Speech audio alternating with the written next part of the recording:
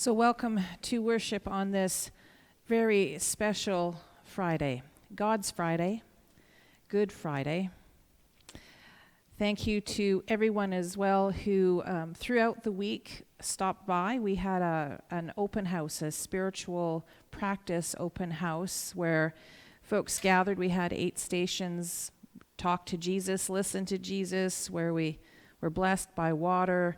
We engaged the angels. We did finger labyrinths to help us to focus throughout this Holy Week. So thank you to everyone. We are actually exploring ways to bring this to the congregation on a more regular basis, as well as we were gifted last night with the Maundy Thursday service, where we engaged the story of Maundy Thursday, that Jesus came to give us the new commandment to love one another, and shared with communion and engaged the spiritual practices again last night. So it was a gift, and we had our Healing Pathway practitioners with us offering soaking prayer. So it was a very lovely night for all. So thank you to everybody who participated and engaged in this Holy Week. A reminder, of course, tomorrow the church is closed for Holy Saturday, and it is closed on Monday, not for the stat, but for Easter Monday anyway. And that means there's no Lenten reflection that night, but we will resume our Lenten reflection the following Monday on the 25th of April. So if you are here, if you are from away and watching, please accept the Zoom invitation to come and engage Scripture. Next week I am away, so FayEllen is going to be providing pulpit supply next Sunday. And I've been told it's her Doubting Thomas supply, and it's apparently infamous or famous, one of the two. So thank you to FayEllen. And then, of course, Easter Sunday is 2 days away, 10:30 in the morning. Bring a cut flower or flowers. Bring friends with you on Sunday morning at 10:30. So let's take a breath. We bring ourselves into this space and this time. We allow our bodies and our hearts and our minds to settle into God's presence and allow God to settle into us, into our hearts and our minds and our bodies. Like those who gathered in that upper room with their friends for a night of deep and unexpected lessons about life and love, we take this sacred moment to give thanks for community. We give thanks that we can be together to pray and grow and sing and to laugh and to cry and to dream upon the sacred, unceded territory of the Haisla Nation. So wherever you are today, please take this time to acknowledge the traditional territories of the First Peoples of your area. And it is our practice in the United Church of Canada to both honor the calls to action of the Truth and Reconciliation Commission and to support the United Nations Declaration on the Rights of Indigenous Peoples. So not only do we acknowledge the territory and its First People, we also commit ourselves to seeking right relationship with our sisters and brothers, looking for and being the face of love in the Kitimat Valley, the Douglas Channel, and the world. There is a light that shines in the darkness. There is a flame that perpetually burns. The spark of life, the fire of love, the igniter of stars, the light of the world, in the world, in our hearts. Christ, Word, wisdom, love. We light this candle to remind us of that which is at the center of our community. Of the one whom we are called to follow and to serve.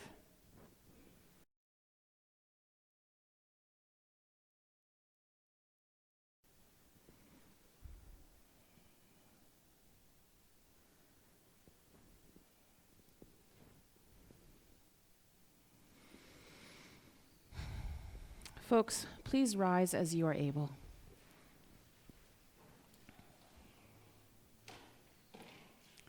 We follow Jesus, who says, "Take up your cross," We follow Christ, who bids us come and die. We follow Jesus, who summons us to new life. Come, with open hearts, let us welcome God as the Spirit welcomes us. Let us pray. On God's Friday, Holy Love, we discover in your Son's presence who and whose we are. In his witness, all creation crosses over from despair to hope, from brokenness to wholeness, from death to life. We gather together to hear his story of betrayal and courage. Be with us in our singing and silence, our remembering and reflection. Amen. Please be seated.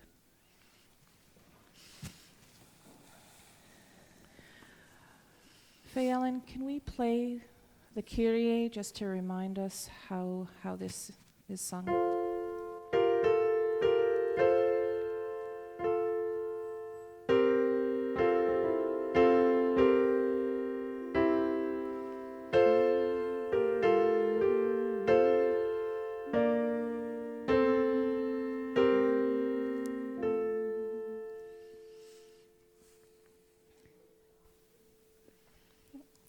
O my people, O my church, how have I offended you? I led you out of Egypt and delivered you from slavery, and I gave you my body.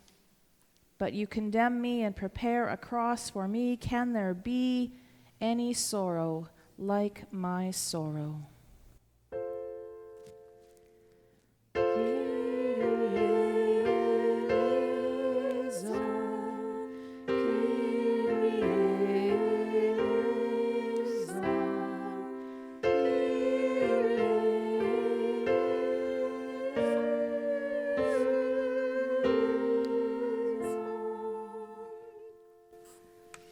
What more could I do for you that I have not done? Peace I gave you, and washed your feet as a sign of my love, but you draw the sword and strike in my name. I offered you life, but you scatter and deny me. Can there be any sorrow like my sorrow?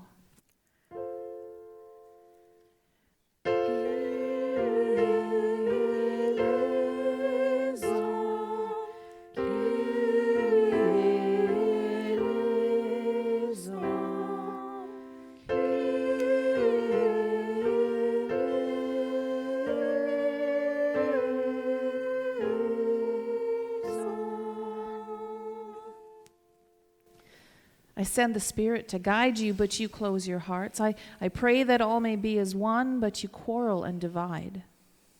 I call you to go out and bring forth fruits of the Spirit, but instead you cast lots for my clothing. Can there be any sorrow like my sorrow?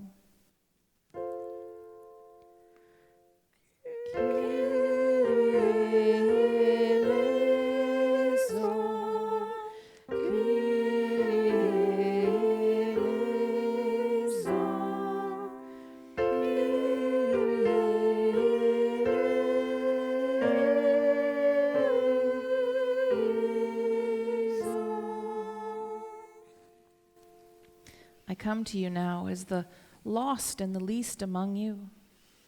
I am hungry and thirsty, but you hoard your abundance. I am sick and imprisoned, but you do not visit. I am a stranger and naked, but you give me no care. Can there be any sorrow like my sorrow?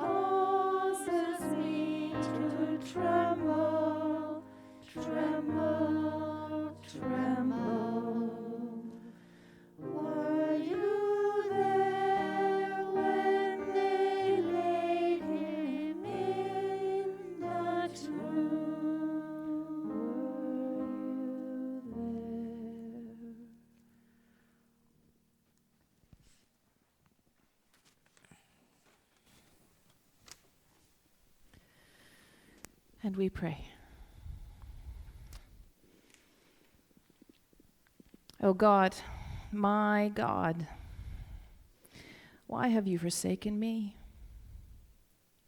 They say you are always with me, but right now you feel so far away, far from me, far from the world. Where are you?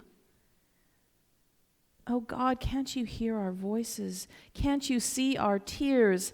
Sleep is so hard to find, and even if I sleep, I still feel exhausted to the bone when I rise. You are God, the Holy One. You are the one who set your people free. Come and set us free. Heal us. Release us. They trusted you. I want to trust you. You know this world. To trust in anything is so difficult. Please let my faith in you not be in vain. We're worn out.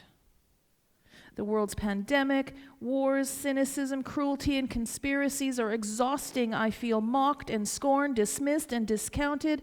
I know I'm not the only one feeling this way. Please come back to me, back to the world. We know you can help us.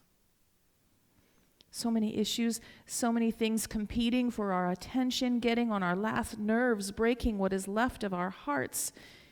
I feel like I'm stretched and worn out, cloth being torn to pieces and divided among scavengers. Save me. Save us.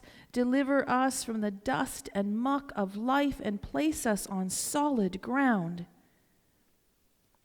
You are God, life's source, creator, redeemer, sustainer. We wait for you. We wait for you.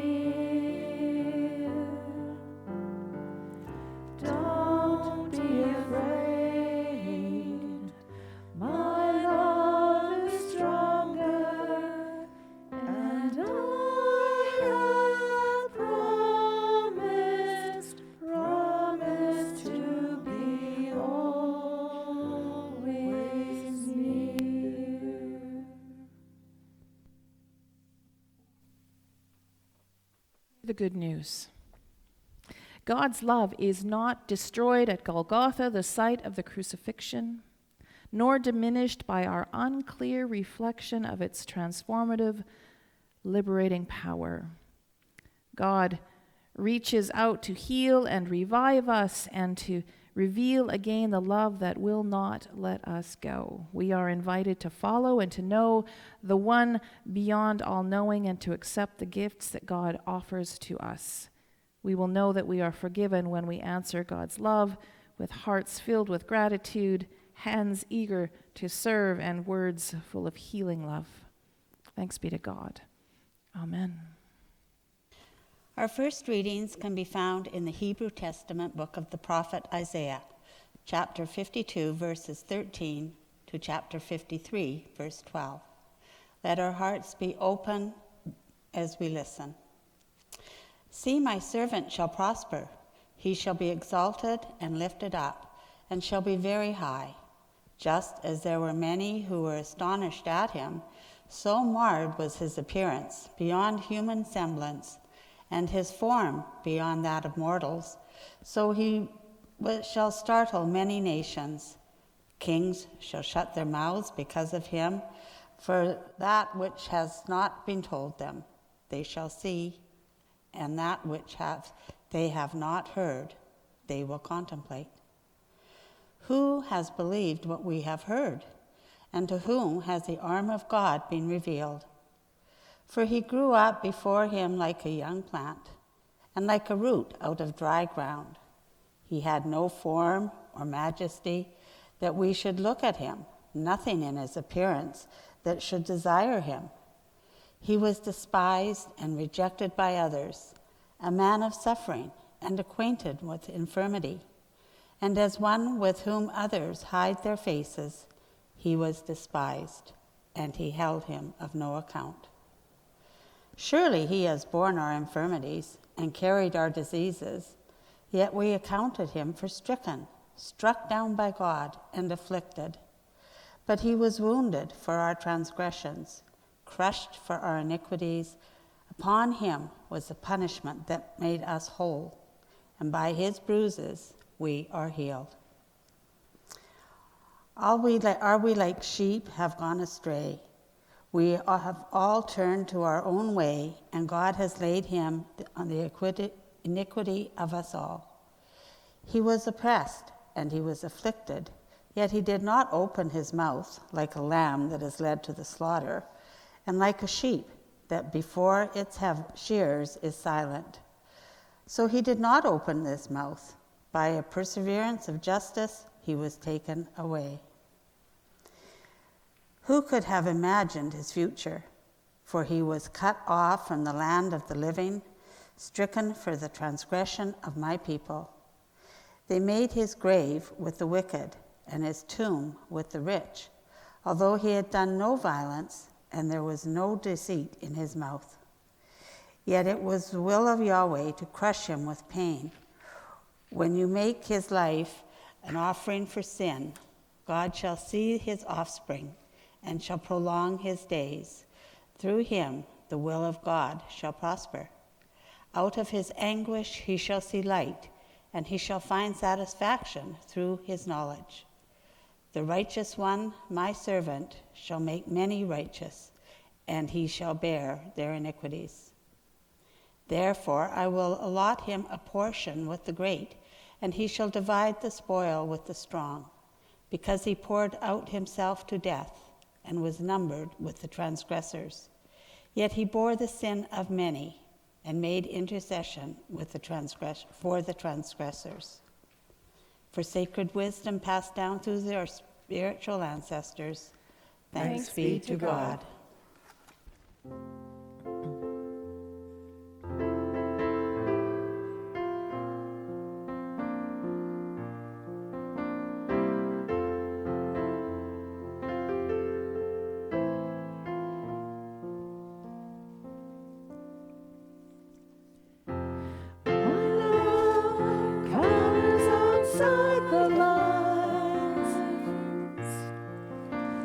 Exploring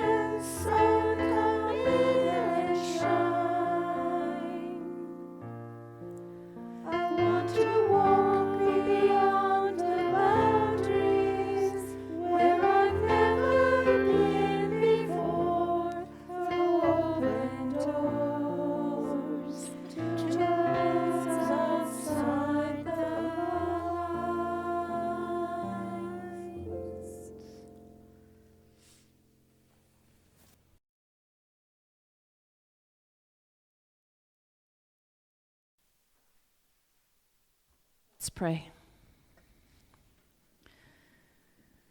Holy love, may the words of my mouth, the thoughts of all of our hearts be acceptable to you. May they bring you glory. Amen. Good Friday. Good Friday. God's Friday. Not an easy day for Christians to wrap their heads and hearts around. Impossible for atheists to understand if they don't want to try and understand. It's just too gory a day.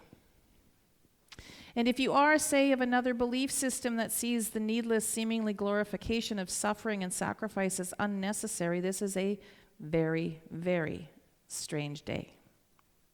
To such a person, if we were only able to let go of, rise above our desires and yearnings which often go unmet, our suffering would be alleviated. Suffering serves no real purpose other than to traumatize and victimize and re-traumatize and re-victimize people, because it appears that misery loves company. In other systems of belief, the goal of living is to rise above our human desires, which leads to our suffering or the suffering of others. Our greed is someone else's loss, our need to attain something, someone, our passions left unchecked, our yearnings unmet, and then we fear losing what we have. We fear not getting what we want. If we wanted for nothing, accepted what is right now, would we be suffering? Let go of our greed, we no longer suffer, and neither does anyone else. Let go of our fears, and we no longer suffer, and neither do those around us who are negatively affected by our fears or what we do or think to ease our fears. But as Christians, we acknowledge suffering. For most Christians, suffering is a gate that we must pass through. We pass through to attain our peace. We must pass through it, through darkness to claim light, face the demon, name it in order to cast it out. Suffering and brokenness is part of the journey towards healing and wholeness. Good Friday is part of the journey towards Easter. We can't know the joy of living nor appreciate and celebrate the defeat of death until we've walked through that valley of shadows. What are the Psalms? Other than prayers for deliverance from suffering, from angst and pain and rejection. God, save us from the trials and tribulations. What is heaven? It's the place where God's peace and merciful justice reigns, where the hungry are fed, the rejected are welcomed home, the people live together, sharing their resources equitably, the lowest lifted, the highest humbled. There is no suffering in heaven, but we have to pass through it to get there, to be able to appreciate it. Suffering isn't a place to stay or hang out. We don't want to get comfortable with our suffering. We experience Good Friday. We feel it deeply. The angst, the rejection, the loneliness, the desolation, denials and disbelief, the disappointment and shock, the violence, needless. We experience Good Friday, and we are reminded of all of the human failings, the prejudices and fears, the greed, the pride, all of the sins of omission and commission, the ones done with intention and those unintended, that led to an innocent man being condemned and crucified as a rebel, as an enemy of the state. But then, we don't stay there. We may for the rest of the day. We may sit in silence and in darkness for Holy Saturday. But we will get to Easter. We have the privilege and the gift of knowing in a couple of days we can walk from the darkness. We are not forever the victim of injustice. We don't climb up on the cross ourselves and stay there in our suffering. As they used to say, please come down off the cross. Jesus needs the wood. There's only room on the cross for one. Eventually, we wake up and the stone is rolled away and we walk out into the light of a new day. We breathe in fresh, dew-filled garden air, but not today. Today we immerse ourselves in the language, the blood, and the smoke, and the guts of sacrifice. Today we remember the sacrifice to end all sacrifice. With this one act, our sins are wiped away forever, and we say, God is good all the time, and all the time, even on Good Friday. This one act is the act, God sacrificing the Son to save the world from itself. But for so many, that's the reason we are Christian. Jesus died so that we may live, for there's no greater love than one should sacrifice their life for another. And yet, for so many, they struggle with that whole idea of sacrifice. You know, if God was a loving deity, they would ask, why would he send Jesus to die such a horribly unjust death? Have you ever heard that question asked? Have you ever asked that question? Yeah. For many, the biggest stumbling block to choosing to follow the way of Christ is this moment. Atonement theology, the sacrifice of a sacred child to wipe away the sins of every generation, past, present, and future. While for others it isn't hard to believe in sacrificing Jesus to save the world, it is hard to believe that we could be worthy of such a sacrifice, that we could be loved so much and to such a degree that someone would choose to die on our behalf for the sake of our soul's redemption. Did we ask you to die for us?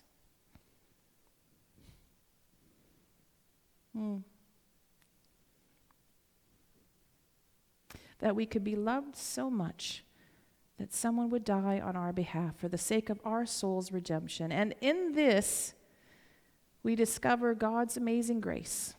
For no, we're not worthy of the sacrifice, and yet still we are lifted from dust to light. But what about all those scriptures that preceded Jesus' death, like Psalm 51, for example? Verses 16 to 17, the writer sings to God, prays to God, you, God, have no delight in sacrifice. If I were to give a burnt offering, you would not be pleased.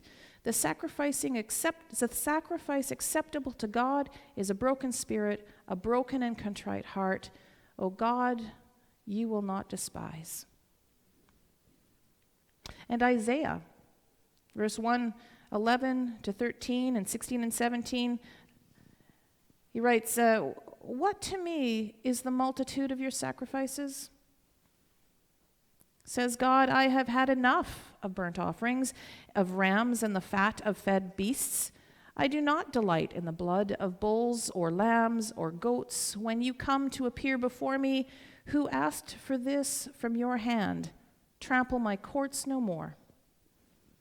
Bringing offerings is futile. Incense is an abomination to me. New moons and Sabbath and callings of convocation. I cannot endure solemn assemblies with iniquity. This is what I want. Wash your hands. Wash yourselves. Make yourselves clean. Remove the evil of your doings from before my eyes. Cease to do evil. Learn to do good. Seek justice. Rescue the oppressed. Defend the orphan. Plead for the widow. These are the sacrifices that God wants. No more bodies and blood.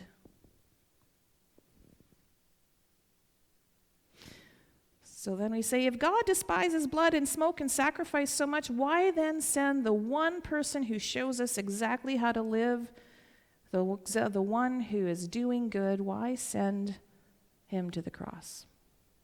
Why send to the cross the very person who shows us what seeking justice looks like?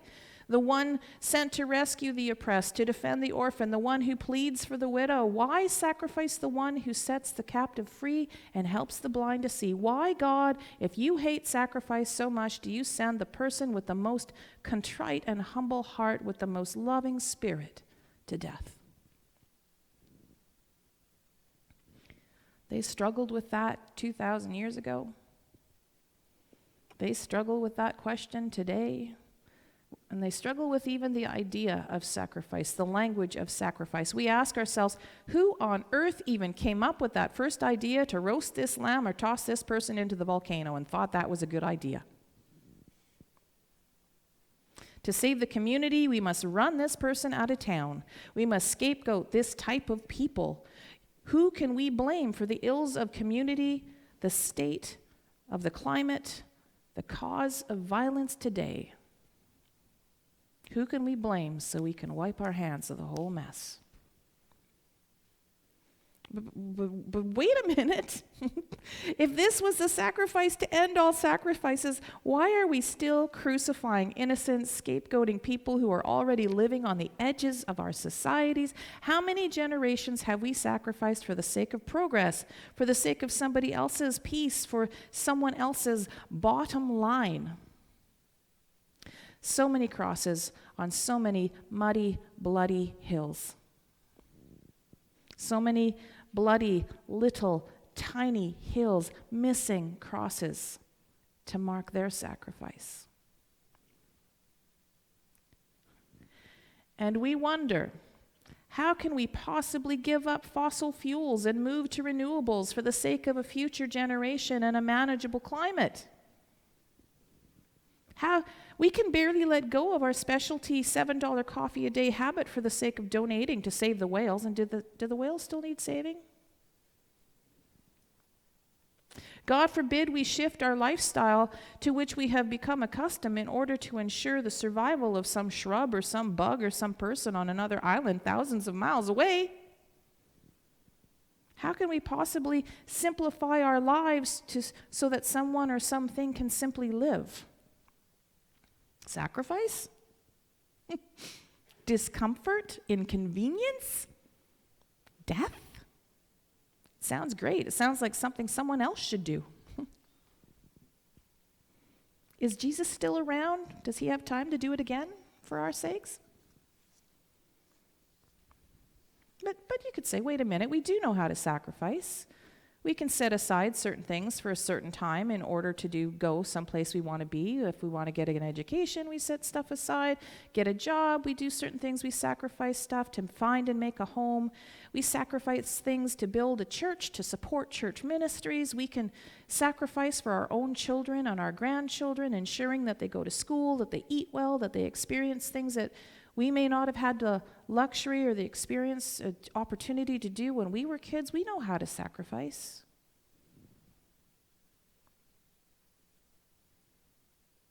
But we don't necessarily have to climb up on a cross to do it.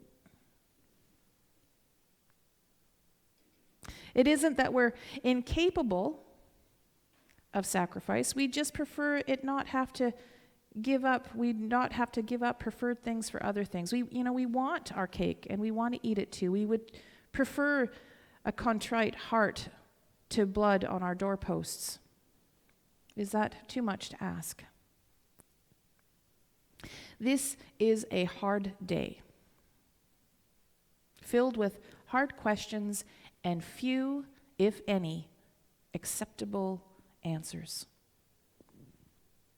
And some of the answers we receive just ring hollow. Why? Why? Oh, for God so loved the world. But why?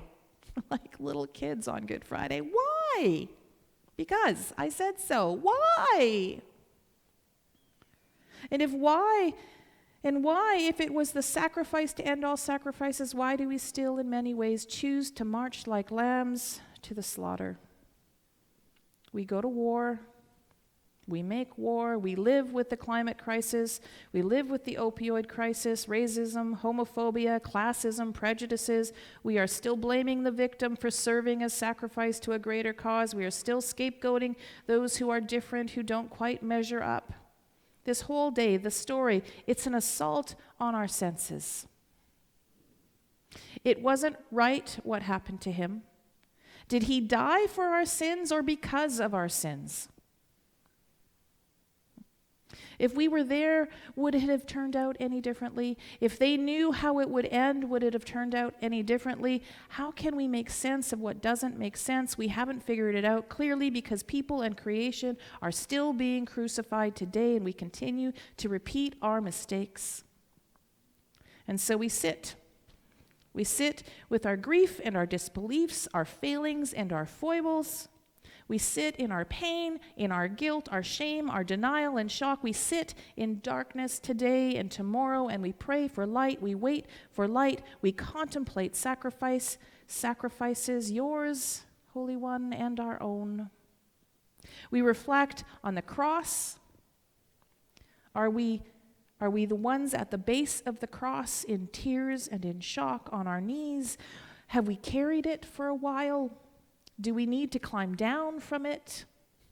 Are we the ones who anchored it in the ground, who drove in the nails? What was our role? What is our role today?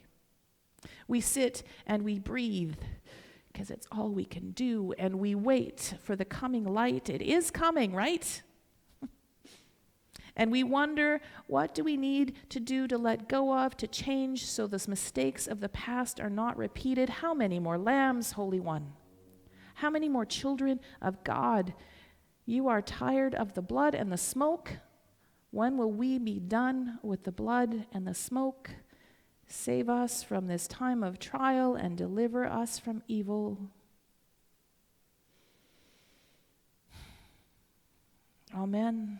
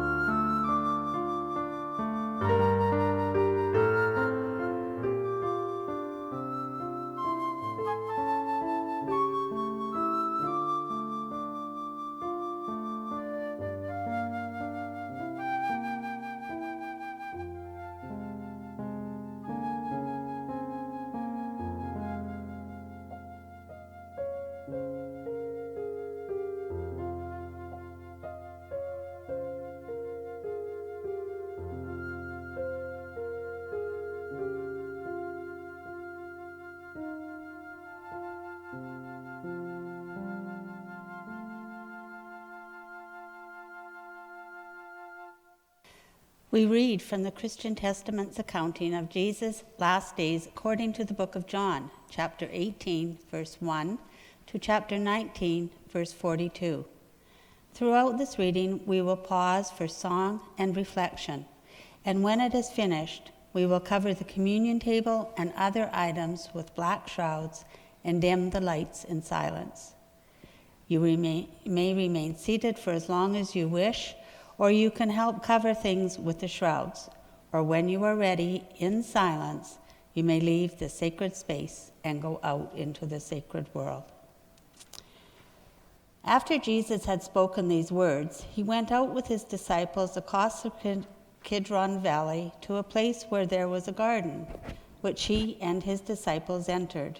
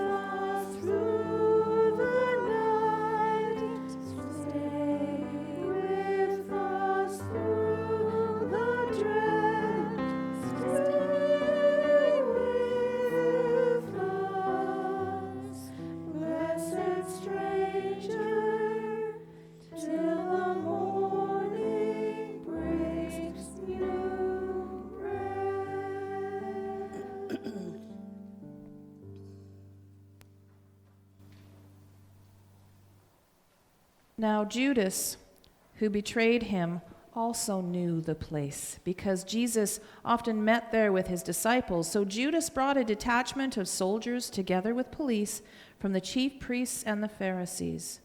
And they came there with lanterns and torches and weapons. Then Jesus, knowing all that was to happen to him, came forward and asked them, "Whom are you looking for?" They answered, "Jesus of Nazareth." And Jesus replied, "I am he." Judas, who betrayed him, was standing with them. When Jesus said to them, "I am he," they stepped back and fell to the ground. Again he asked them, "Whom are you looking for?" And they said, "Jesus of Nazareth." Jesus answered, "I told you that I am he. So if you are looking for me, let these men go." This was to fulfill the word that he had spoken. "I did not lose a single one of those whom you gave me." Then Simon Peter, who had a sword, drew it, struck the high priest's slave, and cut off his right ear. The slave's name was Malchus. Jesus said to Peter, "Put your sword back into its sheath. Am I not to drink the cup that the Father has given me?" So the soldiers, their officer, and the Jewish police arrested Jesus and bound him. First they took him to Annas, who was the father-in-law of Caiaphas, the high priest that year. Caiaphas was the one who had advised the Jews that it was better to have one person die for the people. Simon Peter and another disciple followed Jesus, since that disciple was known to the high priest, and he went in with Jesus into the courtyard of the high priest. But Peter was standing outside the gate. So the other disciple, who was known to the high priest, went out, spoke to the woman who guarded the gate, and brought Peter in. The woman said to Peter, "Are you not also one of the man's disciples? Are you?" He said, "I am not." Now the slaves and the police had made a charcoal fire because it was cold, and they were standing around it and warming themselves. Peter also was standing with them and warming himself. Then the high priest questioned Jesus about his disciples and about his teaching. Jesus answered, I have spoken openly to the world. I have always taught in synagogues and in the temple, where all the Jews come together. I have said nothing in secret. Why do you ask me? Are those who heard what I said to them? They know what I said. When he had said this, one of the police standing nearby struck Jesus on the face, saying, Is that how you answer the high priest? Jesus answered, If I have spoken wrongly, testify to the wrong.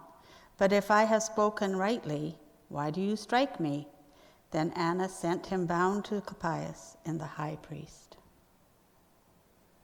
Now Simon Peter was standing and warming himself, and they asked him, You are not one of the disciples, are you? He denied it and said, I am not. One of the slaves of the high priest, a relative of the man whose ear Peter had cut off, asked, Did I not see you in the garden with him? Again Peter denied it, and at that moment the cock crowed.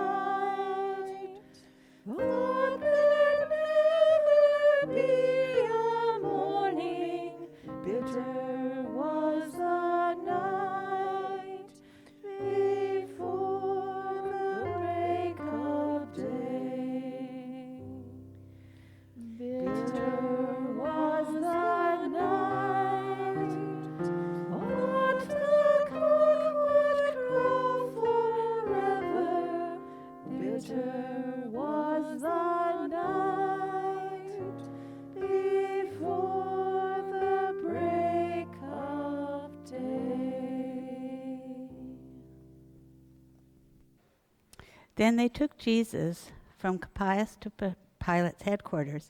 It was early in the morning. They themselves did not enter the headquarters so as to avoid ritual defilement and to be able to eat the Passover. So Pilate went out to them and said, What accusations do you bring against this man? They answered, If this man were not a criminal, we would not have handed him over to you. Pilate said to them, Take him yourselves and judge him according to your law. The Jews replied, We are not permitted to put anyone to death. This was to fill what Jesus had said when he indicated the kind of death he was to die. Then Pilate entered the headquarters again, summoned Jesus, and asked him, "Are you the King of the Jews?" Jesus answered, "Do you ask this on your own, or did others tell you about me?" Pilate replied, "I am not a Jew, am I? Your own nation and the chief priests have handed you over to me. What have you done?" Jesus answered, "My kingdom is not from this world. If my kingdom were from this world, my followers would be fighting to keep me from being handed over to the Jews. But as it is, my kingdom is not from here." Pilate asked him, "So you are a king?" Jesus answered, "You say that I'm a king. For this I was born, and for this I came to the world, to testify to the truth. Everyone who belongs to the truth listens to my voice." Pilate asked him, "What is truth?" After he had said this, he went out to the Jews again and told them, "I find no case against him. But you have a custom that I release someone for you at the Passover. Do you want me to release for you the King of the Jews?" They shouted in reply, "Not this man, but Barabbas." Now Barabbas, he was a bandit. Then Pilate took Jesus and had him flogged. And the soldiers wove a crown of thorns and put it on his head, and they dressed him in a purple robe. They kept coming up to him, saying, "Hail, King of the Jews!" and striking him on the face.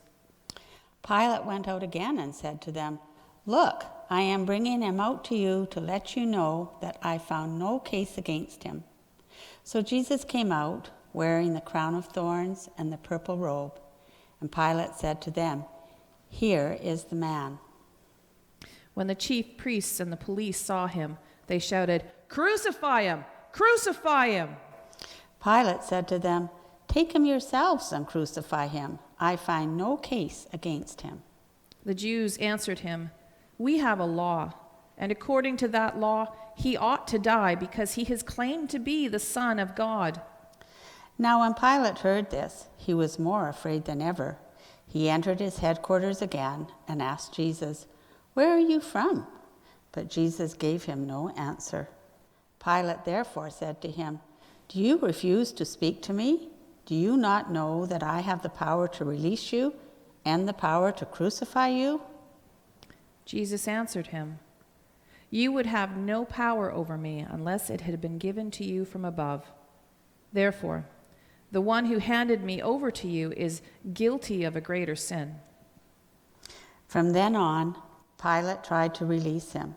But the Jews cried out, "If you release this man, you are no friend of the emperor. Everyone who claims to be a king sets himself against the emperor." When Pilate heard these words, he brought Jesus outside and sat at the judge's bench at a place called the Stone Pavement, or in Hebrew, Gabbatha. But it was the day of preparation for the Passover, and it was about noon. He said to the Jews, "Here is your king." They cried out, "Away with him! Away with him! Crucify him!" Pilate asked them, "Shall I crucify your king?"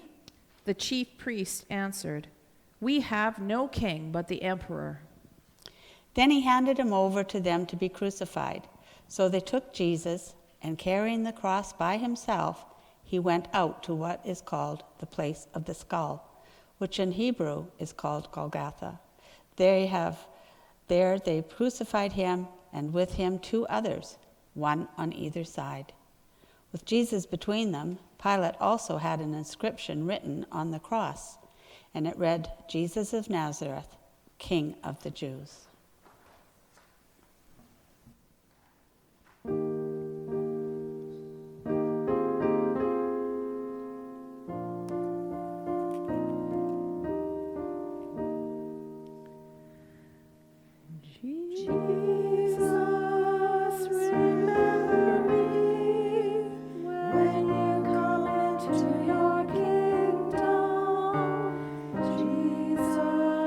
Remember me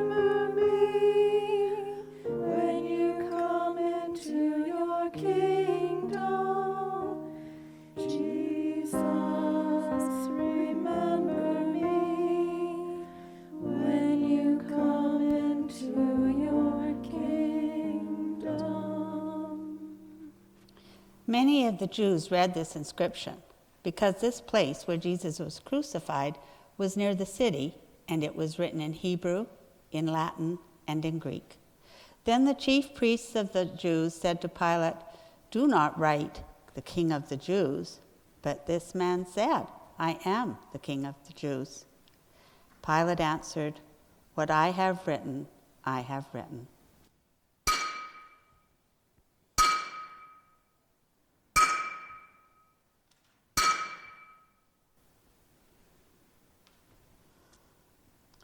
When the soldiers had crucified Jesus, they took the clothes and divided them into 4 parts, one for each soldier. They also took his tunic. Now the tunic was seamless, woven in one piece from the top. So they said to one another, "Let us not tear it, but cast lots for it to see who will get it." This was to fulfill what the scripture said, "They divided my clothes among themselves, and for my clothing they cast lots." And that is what the soldiers did. Meanwhile, standing near the cross of Jesus, were his mother and his mother's sister Mary, the wife of Clopas, and Mary Magdalene. When Jesus saw his mother and the disciples whom he loved standing beside her, he said to his mother, "Woman, here is your son." Then he said to the disciple, "Here is your mother." And from that hour, the disciple took her into his own home. After this, when Jesus knew that all was now finished, he said, "In order to fulfill the scripture, I am thirsty." A jar full of sour wine was standing there. So they put a sponge full of the wine on a branch of hyssop and held it to his mouth. When Jesus had received the wine, he said, "It is finished." Then he bowed his head and gave up his spirit.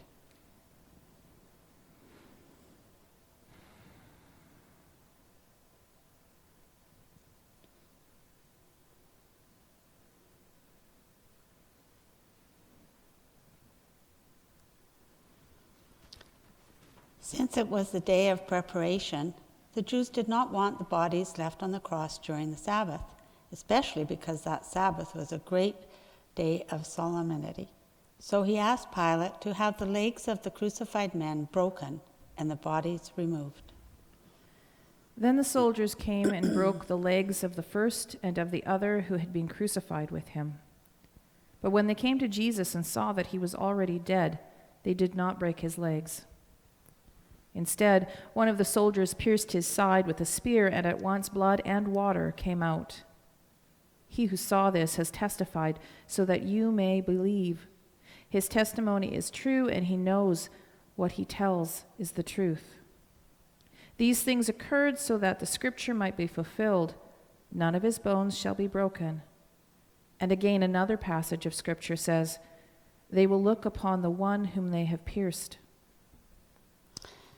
After these things, Joseph of Arimathea, who was a disciple of Jesus, though a secret one because of his fear of the Jews, asked Pilate to let him take away the body of Jesus. Pilate gave him permission, so he came and removed the body.